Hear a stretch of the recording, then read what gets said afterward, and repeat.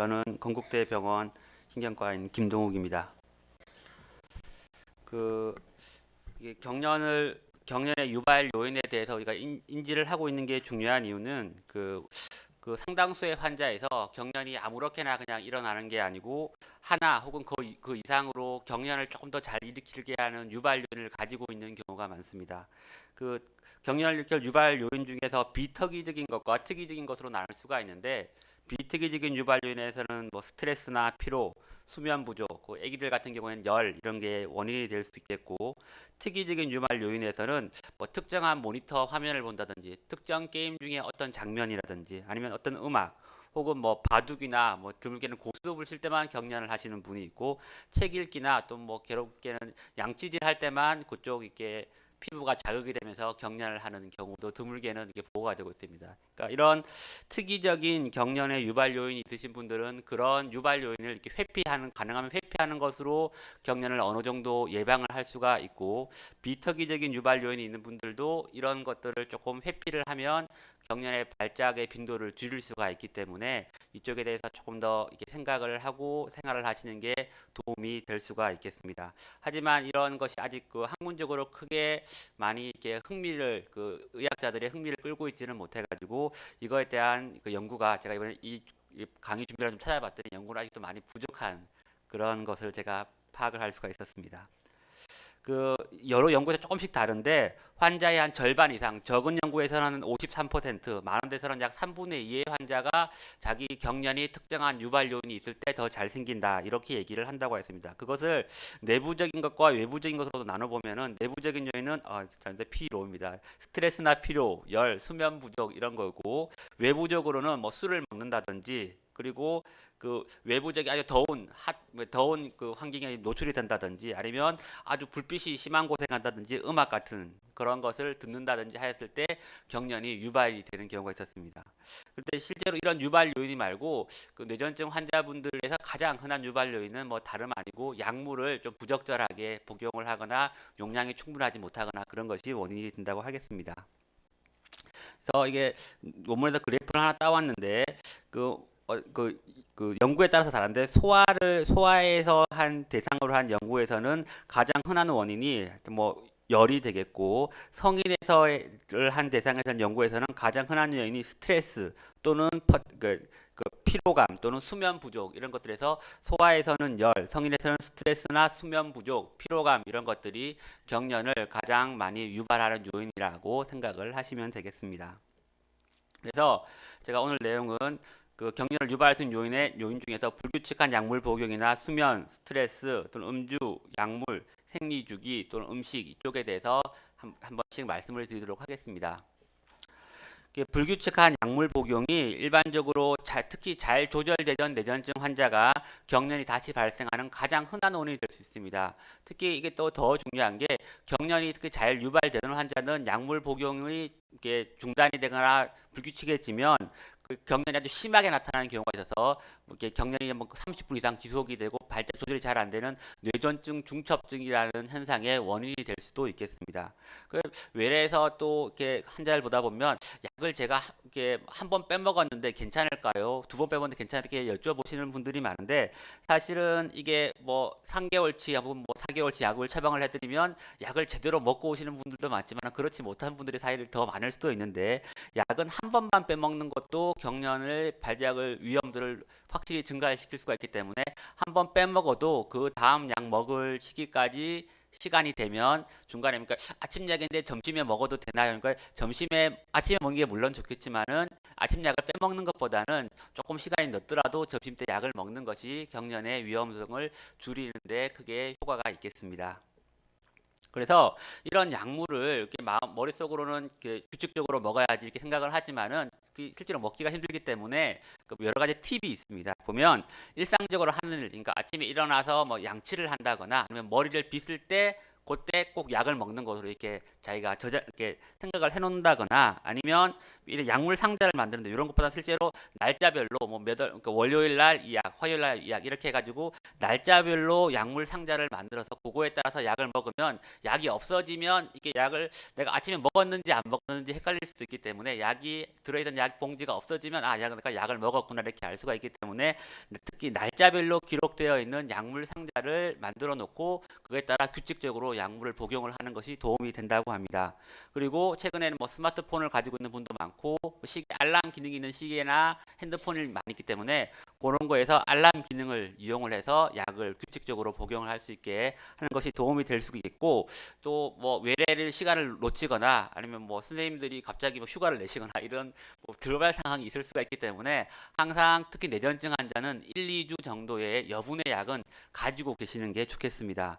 그리고 그 집에서만 꼭 약을 먹을 수가 있는 게 아니기 때문에 뭐 여자분 같은 경우는 핸드백이나 아니면 남은 지갑 아니면 뭐 운전을 하시는 분 같은 경우에 차 트렁크나 뭐 앞에 약을 이렇게 해서 약이 없어가지고 약을 먹지 못하는 일이 발생하지 않게 하는 것이 더 좋겠습니다. 그리고 여행을 할 때 여행을 해도 되나요? 이렇게 여쭤보는 분이 많은데 여행을 해도 되긴 하는데 시차나 피로 이런 것 때문에 약을 잘 못 드시고 그때 격려를 하시는 분이 간혹 있으십니다. 그래서 여행을 하실 때는 그 여행을 큰 끌고 다니는 짐에도 그 약을 넣어두고 손에 들고 다니는 짐에도 약을 넣어두고 이중으로 해가지고 약을 뭐 찾을 수가 없음. 비행기를 타고 가는데 약 먹을 시간이 됐는데 약이 없어서 못 먹는 일이 없도록 하고 그리고 이게 시차가 있는 곳으로 여행을 가는 경우가 있는데 시차가 있는 곳으로 여행 갈 때는 적어도 24시간에서 48시간 정도는 약을 한국의 시간을 생각해서 규칙적인 시간에 약을 복용을 하게 한 다음에 그쪽 시간에 맞춰서 약을 복용을 하는 것이 약물 복용의 로스가 돼가지고 이게 경련이 유발되는 것을 조금 막을 수가 있을 것이라고 생각을 할 수가 있겠습니다. 다음으로는 수면에 관련된 사항입니다. 이게 수면 부정은 당연히 경련을 유발할 수가 있겠고 일부 환자에서는 경련이 수면이 부족할 경우에만 생기는 경우가 있습니다. 근데 왜 이렇게 수면 부족이 경련을 유발하는지는 사실은 원인이 잘 알려져 있지는 않지만은 수면 주기가 변함에 따라서 뇌파의 변화가 오는데 그런 뇌파의 변화가 경련을 조금 잠이 부족할 때는 경련을 조금 더 유발하는 쪽으로 변화하지 않을까 이렇게 생각을 하고 있습니다. 그래서 그러면 뇌전증 환자는 뭐 약을 잘 드시고 잠을 잘 주무셔야 되는데 그 경련을 예방을 하면 잠을 얼마나 많이 자야 되나요? 이렇게 여쭤보시는 분들인데 그거 사실 뭐 알려진 것이 없고 잠을 자고 다음날 아침에 환자분이 이게 상쾌한 느낌을 가질 정도로면 잠을 주무시면 되는데 일반적으로는 약 7시간 정도 주무시면 충분할 거라고 말씀을 드리고 있습니다. 근데 어떤 경우에는 뭐 게임을 하고 특히 젊으신 분들 가운데 뭐 새벽 3시에 주무시고 4시에 주무시고 이런 분들이 잠을 이제 충분히 자야 된다 그래서 7시간쯤이면 12시가 다 돼서 일어나고 이러시는 분들이 있는데 이런 잠을 주무시는 절대 양뿐만이 아니고 수면의 사이클이 흐트러지는 것도 경련을 유발할 수가 있기 때문에 가급적이면 규칙적으로 그러니까 꼭 주무시는 시간에 주무시고 일어나는 시간에 일어나시는 것이 경련을 예방하는 데도 도움이 될 수가 있을 것 같습니다. 그리고 밤에 잠을 잘 주무시기 위해서는 뭐 당연한 얘기지만 잠자는 환경을 조용하고 어둡게 유지를 하시고 잠들기 사람이 누우면 바로 잠을 들 수 있는 게 아니기 때문에 잠들기 적어도 30분 전에는 침대에 눕는 것으로 하고 잠자리에서 TV를 보는 것보다는 책을 보시거나 신문을 보시거나 그렇게 하시는 게 도움이 될 것 같고 잠들기 6시간 전에는 카페인이 든 음식은 안 드시는 게 좋겠고 알코올도 뭐 술을 먹으면 잠을 좀 잘 자고 주무신다는 분이 계시지만 가급적이면 숙면을 방해하기 때문에 알코올도 섭취를 안 하는 게 좋겠습니다. 그리고 운동은 뭐 숙면을 취하는데 도움이 되지만은 잠들기 직전에 10시에 주무시는데 8시에 운동하시고 이렇게 하시는 거는 그 밤에 숙면을 취하거나 잠드는데 방해가 되기 때문에 이것도 조금 금하시는 게 좋겠습니다. 또 환자분들이 여쭤보시는 게 잠을 잘 못 자서 내가 수면제를 조금 먹어야 되겠는데 괜찮겠느냐 이렇게 여쭤보시는 분들이 있습니다. 수면제는 일반적으로 그 뇌전증 환자뿐만 아니고 일반적으로 만성적으로 수면제를 복용하는 것은 좋지가 않고 또 일부 수면제는 약을 먹다가 약을 끊으면 그거에 따라서 리바운드로 경련이 더 유발이 되는 경우도 있기 때문에 그 담당 선생님이랑 상의를 하셔가지고 수면제는 최대 일주일에 2, 3회를 넘지 않는 쪽으로 사용을 하시는 게 좋겠고 그리고 약국에서 사는 그 일반적으로 그냥 잠을 잘 자게 하는 약 중에서는 그 성분 중에서 항히스타민제 성분이 있는 약들이 있는데 그런 약들은 기전적으로 경련을 조금 더 잘 일으키게 할 수가 있기 때문에 그런 약들은 가급적이면 피하는 것이 좋겠습니다. 예, 그다음 스트레스에 대한 내용을 말씀을 드리겠습니다.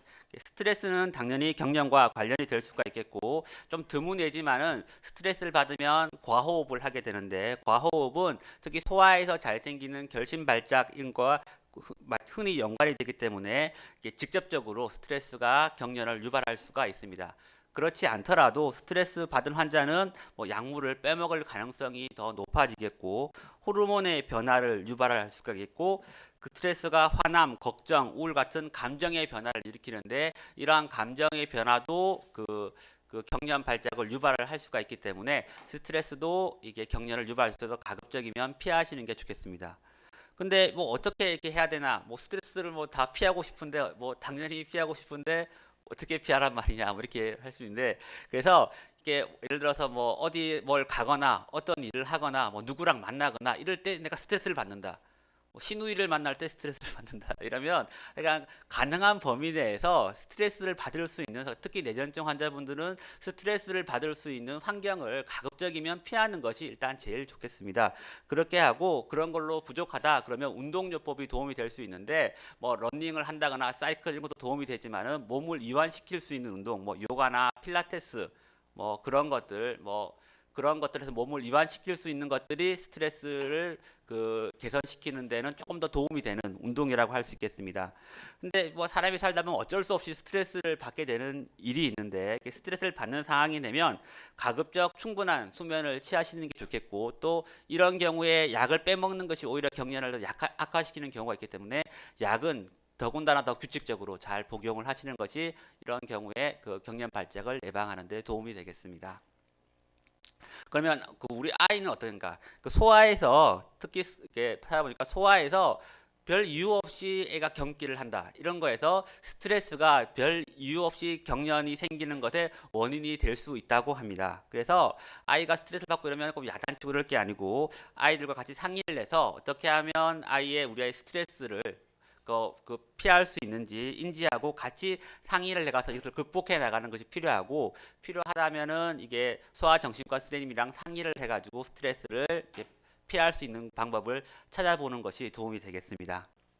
그리고 지능 저하가 있는 경우에도 스트레스가 경련을 유발할 수 있냐라고 물어보시는 경우가 있는데 지능 저하가 있는 경우에 자기의 의사 표현을 잘 못하지만은 그분들도 이렇게 스트레스를 충분히 받고 그래서 스트레스가 뇌전증 발작의 원인이 될 수가 있겠습니다. 이런 분들한테는 그러니까 우리가 일상적인 거에 벗어나는 것. 예를 들어서 일반적으로 집에만 계시던 분인데 밖에 산책을 나간다거나 아니면은 놀이공원에 같이 기분을 풀어주러 나가는 이런 사소한 일 자체가 이분들한테는 더 스트레스가 될 수가 있는 것을 인지를 하시고 그런 거에 대해서 대처를 하시는 것이 필요하겠습니다. 그래서 이런 지능자가 있는 분들한테는 소아에서 마찬가지로 특별히 원인이 뚜렷하지 않은 뇌전증 발작의 원인이 될 수가 있습니다.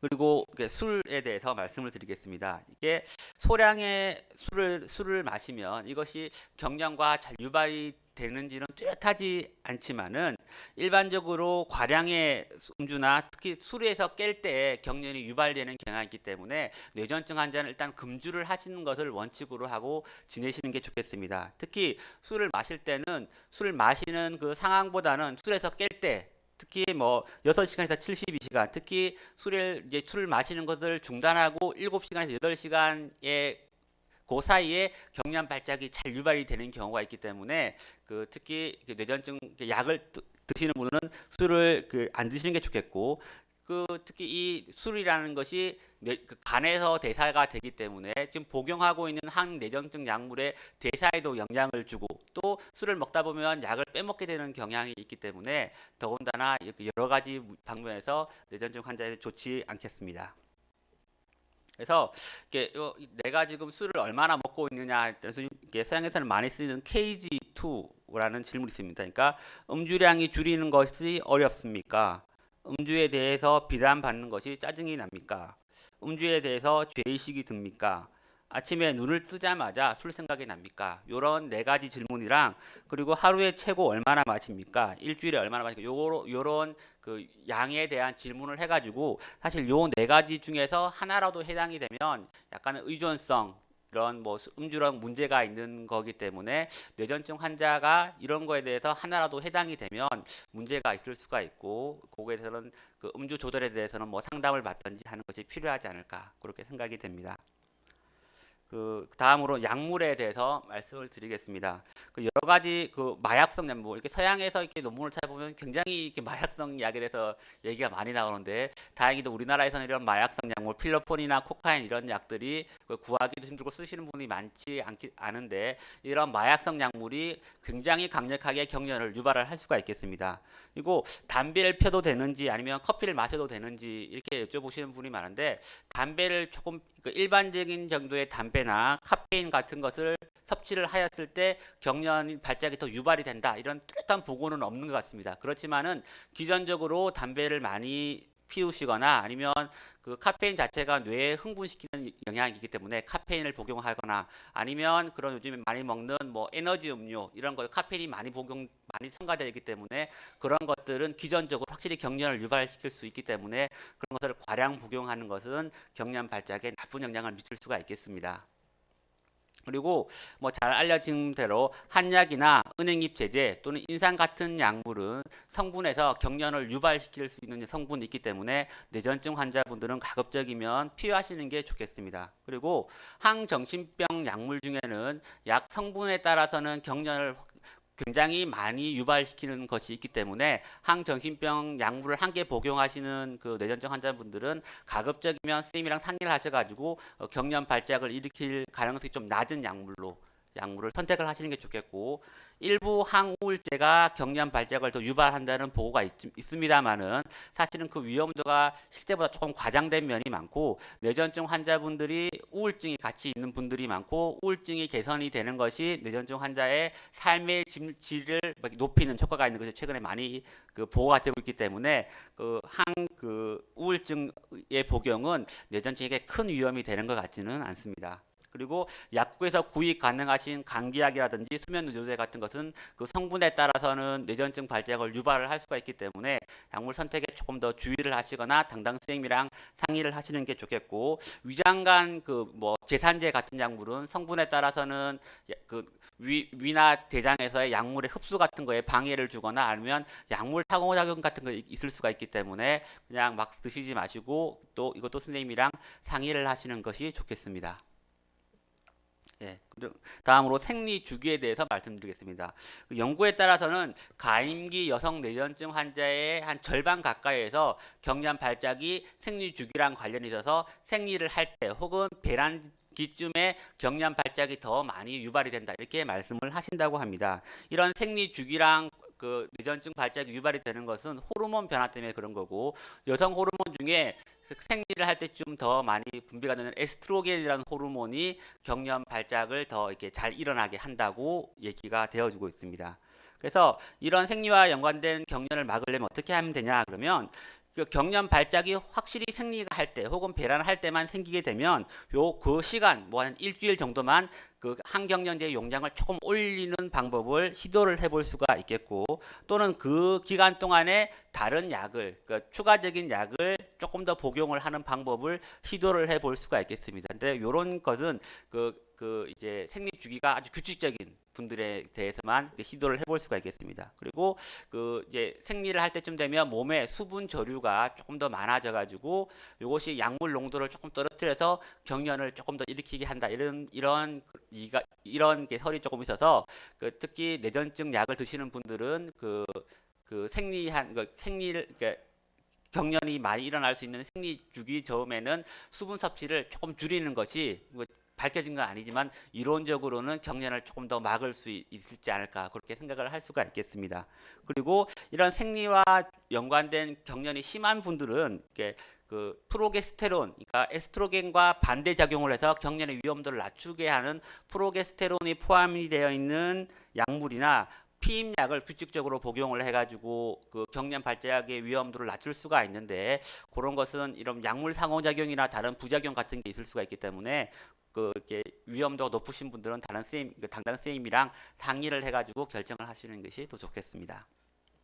그리고 또 많이 여쭤보시는 말씀 중에서 어떤 음식이 경련에 좋은지 뭐 이런 걸 물어보시는 분들이 많은데 사실은 뭐 이렇게 음식이 뇌 기능에 영향을 주긴 하지만 어떤 음식이 특히 뇌전증에 좋고 어떤 음식이 나쁘다 이런 것은 잘 알려져 있지 않습니다. 소화 같은 경우에는 케톤 식이요법 해가지고 그 탄수화물 공급을 극단적으로 줄이고 단백질, 지방 이런 식으로 음식을 구성해가지고 먹을 수가 있기는 하고 성인에서도 가끔 뭐 이렇게 그 황제 다이어트 이런 식으로 쓰기를 했을 때 뇌전증 발작이 줄어들었다 이런 보고가 약간 있기는 합니다만은 그 일반적으로 이렇게 그 환자분들한테 그런 식으로 식사를 하시라고 말씀드리기 조금 어렵고 실제로는 그냥 여러 이렇게 음식을 골고루 잘 드시는 게 좋겠습니다. 이렇게 말씀을 드립니다. 포도당 수치가 낮을 때 혹은 너무 높을 때 경련 발작이 확실히 잘 일어나는 그 경향이 있어서 특히 당뇨가 있는 환자분들은 혈당 조절을 잘 하는 것이 경련 발작을 막는데 도움이 될 수는 있겠습니다.